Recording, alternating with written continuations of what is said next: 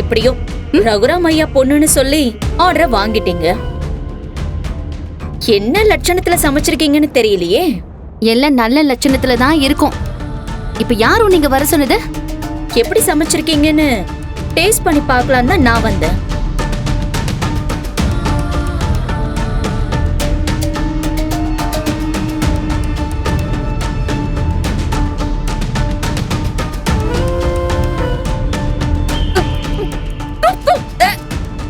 என்னது இது? உப்பு கரிக்குது. இதுதான் நீங்க மினிஸ்டருக்கு சமைக்கிற லட்சணமா?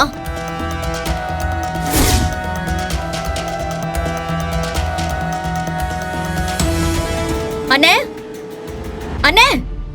என்னம்மா? அந்த கலெக்டரை கொஞ்சம் கூட்டிட்டு வாங்க. இதுக்குதான் தெரிஞ்சவங்களுக்கு எல்லாம் கான்ட்ராக்டா கொடுக்க கூடாதுன்னு சொல்றது. அவங்க தலைவர் பொண்ணு பொண்டாட்டின்னு ஆர்டர் கொடுத்துட்டாங்க. ஆனா ஒரு பதார்த்தத்தை கூட வாயில வைக்க முடியல. என்னம்மா, என்ன சத்தம் போட்டுட்டு இருக்கீங்க? நான் ஒன்னும் சத்தம் போடல சார். எப்படி சமைக்கிறாங்கன்னு பார்க்கலான்னு வந்தேன். டேஸ்ட் எப்படி இருக்குன்னு செக் பண்ணா எல்லாமே உப்பா இருக்கு. தலைவர் பொண்ணுன்னு சமையல் ஆர்டர் கொடுத்திருக்காங்க. இதுக்குதான் அனுபவம் இருக்கிறவங்க கிட்ட ஆர்டர் கொடுக்கணும்னு சொல்றது. இன்னும் கொஞ்ச நேரத்துல எல்லாமே தயாராயிடும். அப்ப நீங்களே சாப்பிட்டு பார்த்து சொல்லுங்க. தேவையில்லாம இவங்க தான் நடுவுல புகுந்து குழப்பத்தை உண்டு பண்றாங்க ஐயா. ஏமா, யாருமா உங்களை சூப்பர்வைஸ் பண்ண சொன்னாங்க? நீங்க எதுக்கு இங்க டேஸ்ட் பார்க்கறேன்னு பிரச்சனை பண்ணிட்டு இருக்கீங்க? எல்லாம் அவங்க பார்த்துப்பாங்க, நீங்க போங்கம்மா.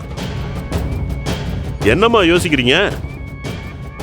அட கிளம்புங்கன்னு சொல்றேன்ல. இங்க பேசி தப்பிச்சிடலாம். எல்லாரும் சாப்பிடும் போது இருக்கு உங்களுக்கு. எல்லாரும் முன்னாடி அசிங்கப்பட்டு நிக்க போறீங்க பாருங்க. அட போங்கம்மா, உங்களதாம்மா சொல்றேன்.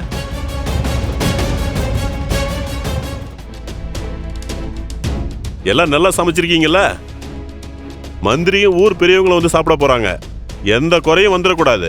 இல்லங்க ஐயா, எதுவும் குறையா இருக்காது. மந்திரியும் ஊர் பெரியவங்களும் சாப்பிட்டுட்டு மனசு நிறைவாதான் போவாங்க.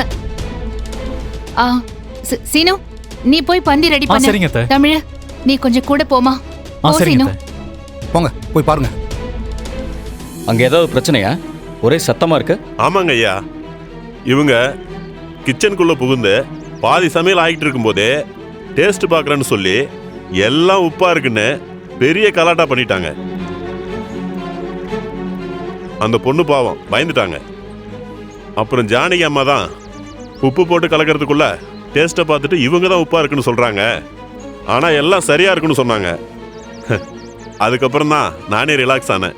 அவங்களுக்கு எதுக்கு தேவையில்லாத வேலை? அந்த அம்மா எப்பவும் ஏற்குமாறா தான் பண்ணுவாங்க. ஐயா, சாப்பாடு ரெடி ஆயிடுச்சுங்க ஐயா. எல்லாரும் பந்தியில உட்காரலாம். வாங்க ஐயா, வாங்க. வாங்க வாங்க.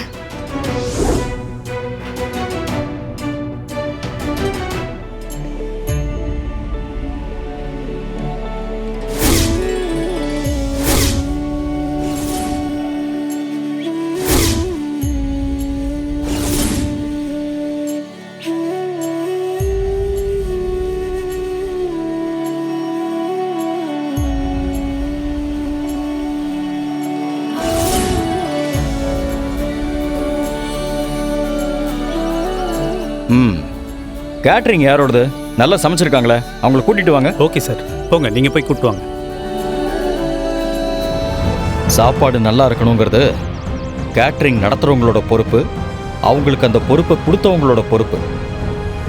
சரி, ஒரு அக்கறையில் நீங்கள் அதை பார்த்தீங்கன்னு வச்சுக்கிட்டாலும் இப்படியா அத்தனை பேருக்கு முன்னாடி சத்தம் போட்டு பேசுவீங்க? வளர்ற பசங்க தொழிலில் முன்னுக்கு வரணும்னு நினைக்கிறாங்க. தப்பா இருந்தா கூட தனியா கூப்பிட்டு தானே சொல்லணும். இப்படி சத்தம் போட்டீங்கன்னா அது அவங்க ஃபியூச்சரை பாதிக்காதா? இல்ல சார், அத நானும் கவனிக்கல. நான் சத்தம் போட்டதுக்கு அப்புறம் தான். அப்படி சத்தம் போட்டதுக்கு அப்புறம் அவங்க மனசு எவ்வளவு பாதிச்சிருக்கும். நீங்க பண்ணது ரொம்ப பெரிய தப்பு மேடம். அவங்கள நீங்க சத்தம் போட்டதுக்காக அவங்க கிட்ட நீங்க சாரி கேளுங்க.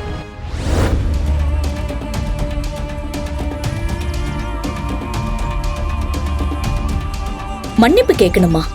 ஆமா, சாப்பாடு அவ்வளோ அருமையா இருந்தது. அப்ப நீங்க சொன்னது பொய்யான குற்றச்சாட்டு தானே? அப்ப நீங்க மன்னிப்பு கேட்டுதான் ஆகணும். தப்பு உங்களோடது. அவங்க கிட்ட சாரி கேளுங்க.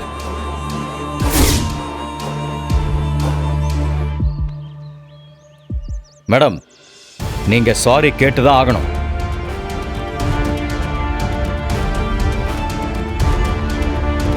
சாரி.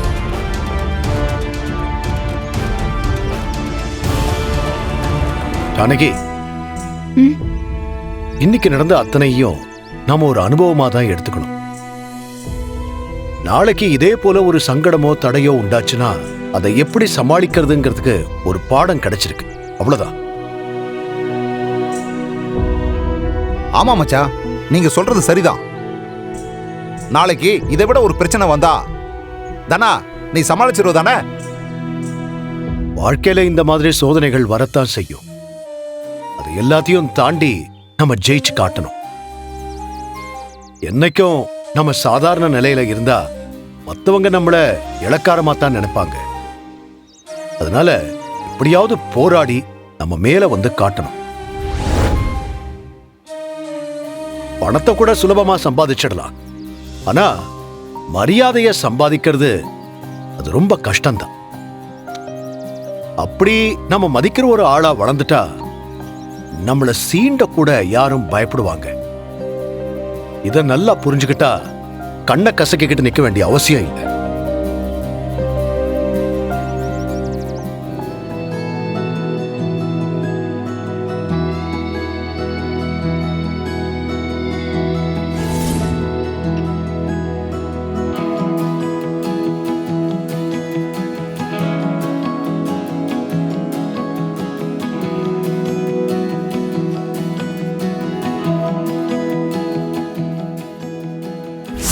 உங்களுக்கு நடந்த பாராட்டு விழாவில் அந்த அம்மா வந்து என்னென்ன பிரச்சனை பண்ணாங்கன்னு பார்த்தீங்கல்ல? இங்க சொல்றதெல்லாம் நான் யோசிச்சேன். ஆனா அதுக்கு நாம என்ன பண்றது? அவங்க மட்டும் இங்க பதவிக்கு வந்துட்டாங்கன்னா அப்புறம் அவங்க வைக்கிறது தான் சட்டமாயிடும்.